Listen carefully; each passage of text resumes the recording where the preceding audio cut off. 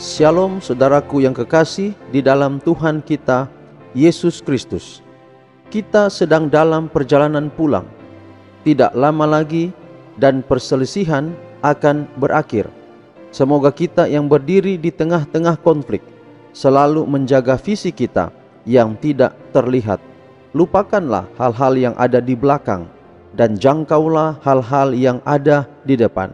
Karena kita harus tahu bahwa kita sementara di dalam perjalanan pulang ke rumah.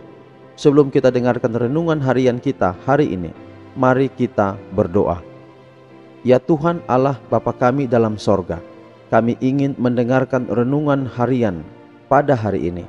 Allah berkati kiranya melalui kuasa Roh Kudus, agar kami dapat memahami firman Tuhan ini, dan kami dapat memastikan di dalam perjalanan pulang ke rumah, kami boleh ada di rumah Tuhan yang telah Tuhan sediakan bagi kami. Terima kasih Tuhan untuk firman-Mu. Dalam nama Yesus kami berdoa. Amin.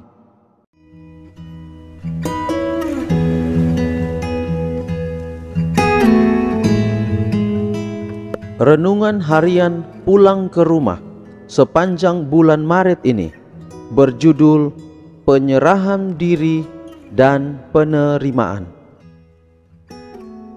Renungan kita di pagi hari ini berjudul Persiapan untuk Waktu Kesesakan. Tuhan itu baik. Ia adalah tempat pengungsian pada waktu kesusahan. Ia mengenal orang-orang yang berlindung kepadanya.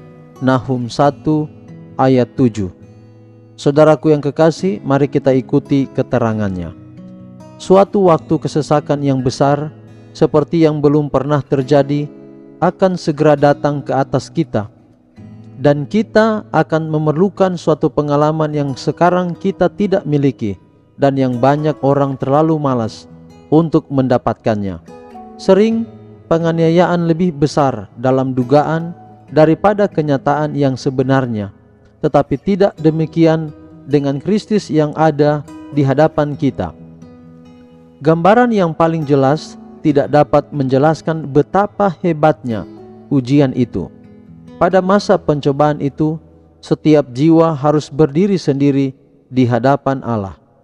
Biarpun Nuh, Daniel, dan Ayub berada di negeri itu, demi aku yang hidup, demikianlah firman Tuhan Allah, mereka tidak akan menyelamatkan baik anak laki-laki maupun anak perempuan, melainkan mereka akan menyelamatkan hanya nyawanya sendiri karena kebenaran mereka.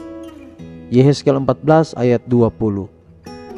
Sekarang, sementara imam besar kita sedang mengadakan pendamaian bagi kita, seharusnya lah kita berusaha menjadi sempurna di dalam Kristus. Sekalipun hanya melalui pikiran kita kepada juru selamat, kita tidak boleh dipaksa untuk menyerah kepada pencobaan. Iblis mencari di dalam hati manusia beberapa tempat di mana ia dapat berpijak, beberapa keinginan berdosa dimanjakan oleh mana pencobaan menunjukkan kuasanya.